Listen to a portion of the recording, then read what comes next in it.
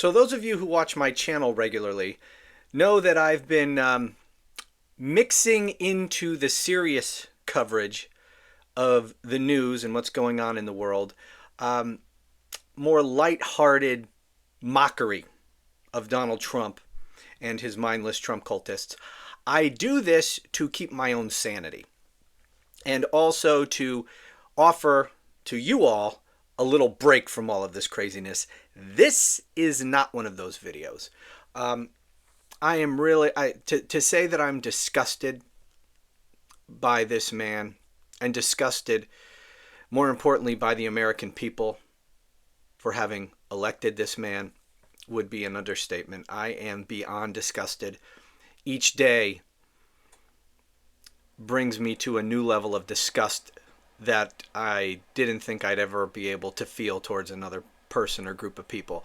Let me share with you some articles that are in the news today. Trump turns off Ukraine's missiles. And before I get to that, let me remind you guys, I know many of you know this, that in 1994, the United States entered into an agreement with Ukraine and Great Britain and Russia that in exchange for Ukraine giving up its nuclear weapons stockpile, that the United States and those other signatory countries would provide for Ukraine's defense, would offer it certain security guarantees. Because that's a big deal. That's a big deterrent factor to have a nuclear stockpile. And Ukraine had the third largest in the world. But they gave them up, largely because of assurances from the United States. And now the United States, under Donald Trump, because of the American people who elected him, are stabbing Ukraine in the back. So let me return to this article here. Zelensky scrambles to restart talks with the White House after it pulls crucial intelligence. Ukraine's most powerful missiles were left frozen on Wednesday after the U.S. cut off intelligence sharing and demanded fresh talks with Volodymyr Zelensky. Kyiv was forced to agree to reopen negotiations with the White House, and Mr. Zelensky said a new summit could begin next week after he met European leaders on Thursday. Mr. Zelensky said there had been, quote, positive movement with the United States despite the White House severing surveillance data used to hold off Russian attacks and strike targets behind enemy lines. Crucial intelligence for long-range missiles such as HIMARS, which have been key to holding back the Russian offensive, went dark at about 2 p.m. on Wednesday. White House officials said the U.S. would only lift the ban on sharing the data if it could, quote, nail down negotiations with Ukraine, which are expected to cover the minerals deal that was put on ice after the clash in the Oval Office last Friday. Look, here's what Donald Trump wants. He wants these minerals. He's extorting Ukraine. He is now putting the pressure on Ukraine because Trump wants two things. He wants this minerals deal, and then he wants a foothold in Ukraine through this mineral deal to be able to exert more and more pressure on Ukraine as Vladimir Putin instructs him to. I fear that Ukraine's going to make this deal. Zelensky will make this deal. I'm pretty sure he's being urged to do so by our European allies because this may be the only way to get cooperation, to get assistance flowing back to Ukraine. The problem is that any deal with Donald Trump is a worthless deal. And what I fear is that, again, he's going to use this deal to further manipulate Ukraine for the benefit of Vladimir Putin. He's going to take the minerals, Trump is, and then he's going to screw them.